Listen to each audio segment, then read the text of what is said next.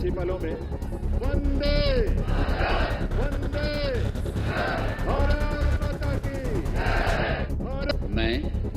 मैं रेखा गुप्ता ईश्वर की शपथ लेती हूँ कि मैं विधि द्वारा स्थापित भारत के संविधान के प्रति सच्ची श्रद्धा और निष्ठा रखूंगी।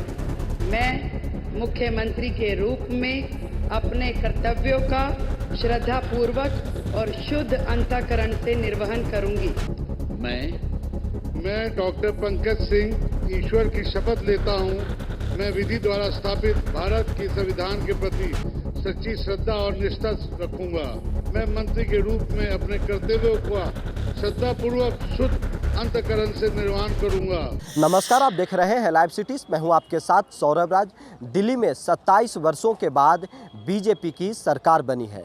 बीजेपी ने रेखा गुप्ता को मुख्यमंत्री बनाया है। रेखा गुप्ता के मंत्रिमंडल में 6 विधायकों को भी शामिल किया गया है। आपको बता दें कि इस मंत्रिमंडल में बिहार से आने वाले पंकज कुमार सिंह को भी जगह मिली है। पंकज कुमार सिंह दिल्ली के विकासपुरी से विधानसभा के चुनाव लड़ रहे थे। बीजेपी ने चुनावी मैदान में उतारा था और पंकज कुमार सिंह पहली बार विधायक बने और उन्हें इस बार मंत्रिमंडल में जगह भी मिल गई।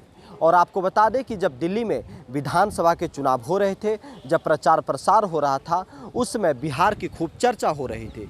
बिहार के जो लोग दिल्ली में रहते हैं उनकी चर्चा हो रही थी, क्योंकि दिल्ली में बिहारी वोटर्स का काफ़ी ज़्यादा महत्व है। और जब चुनाव परिणाम सामने निकल कर के आया तो कहा जा रहा है कि जो बिहार के जो वोटर्स दिल्ली में रहते हैं उनका अधिकांश वोट एनडीए के खाते में गया। इस लिहाज से दिल्ली में जो बिहार के जो विधायक इस बार जीते हैं बीजेपी की ओर से, उन्हें बड़ा पद मिल सकता था, लेकिन सिर्फ एक विधायक को मंत्रिमंडल में जगह मिली है। और ये भी कहा जा रहा था कि इस बार बिहार में विधानसभा के चुनाव होने हैं, दिल्ली से एक संदेश बीजेपी भेज सकती थी डिप्टी सीएम बना करके।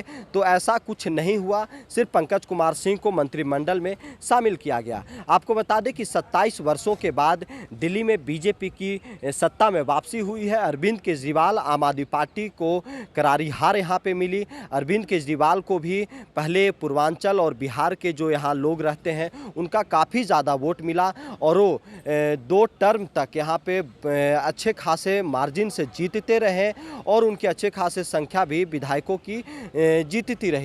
लेकिन इस बार बीजेपी को पूर्ण बहुमत मिला। बीजेपी के 48 विधायक इस बार चुनाव जीत करके आए और यहाँ पे जो पूर्वांचल और जो खास करके जो बिहार के लोग जो दिल्ली में रहते हैं उनका सबसे ज़्यादा वोट बीजेपी एनडीए के खाते में गया। लेकिन बीजेपी ने सिर्फ बिहार से आने वाले एक विधायक को यहाँ पे मंत्रिमंडल में शामिल किया है। उत्तर प्रदेश से आने वाले कपिल मिश्रा को भी मंत्रिमंडल में जगह जरूर मिली है। लेकिन जब चुनाव परिणाम सामने निकल कर के आए उसमें कहा जा रहा था कि बीजेपी मंत्रिमंडल में या तो डिप्टी सीएम बनाएगी किसी बिहार के विधायक को या फिर मुख्यमंत्री भी बनाया जा सकता है। शुरुआती समय में मनोज तिवारी का भी नाम चलते रहा, फिर लक्ष्मी नगर के जो विधायक हैं बीजेपी से अभय वर्मा, उनका भी नाम सामने आते रहा कि इन लोगों को बीजेपी या तो सीएम बनाएगी या डिप्टी सीएम बनाएगी, क्योंकि इसी साल बिहार में विधानसभा के चुनाव होने हैं। वहाँ पे एक मैसेज आएगा कि दिल्ली में बीजेपी ने बिहार के लोगों का सम्मान किया है, बिहारियों को सम्मान दिया है और कह सकते हैं कि बीजेपी एक समीकरण साध सकती थी, लेकिन ऐसा नहीं हुआ। बीजेपी ने सिर्फ पंकज कुमार सिंह को अपने मंत्रिमंडल में शामिल किया है। अब देखना होगा कि आने वाले समय में क्या जो यहाँ बिहार से आने वाले जो विधायक बने हैं उन्हें और भी बड़ी जिम्मेदारी मिलती है या नहीं। लेकिन फिलहाल सिर्फ पंकज कुमार सिंह को मंत्रिमंडल में जगह मिली है, क्योंकि यहाँ पे और भी जो दूसरे स्टेट के जो लोग रहते हैं, चाहे पंजाब, हरियाणा, उत्तराखंड जैसे जगह के लोग यहाँ पे रहते हैं, उनकी भी अच्छी खासी संख्या है और छोटा स्टेट है। ऐसे में सभी राज्यों को प्रतिनिधित्व देना संभव नहीं है। लेकिन बिहार में इस साल के विधानसभा के चुनाव होने हैं, उस मद्देनज़र बिहारी वोटर्स को लुभाने के लिए, बिहार में एक संदेश भेजने के लिए बीजेपी एक बड़ा फैसला ले सकती थी, डिप्टी सीएम बना सकती थी, लेकिन बीजेपी ने ऐसा नहीं किया। बीजेपी ने सिर्फ एक विधायक को मंत्रिमंडल में शामिल किया है। अब देखना होगा कि आने वाले समय में बीजेपी और भी कुछ बड़ा फैसला लेती है या नहीं, क्योंकि इसी साल बिहार में अक्टूबर-नवंबर में विधानसभा के चुनाव होने हैं।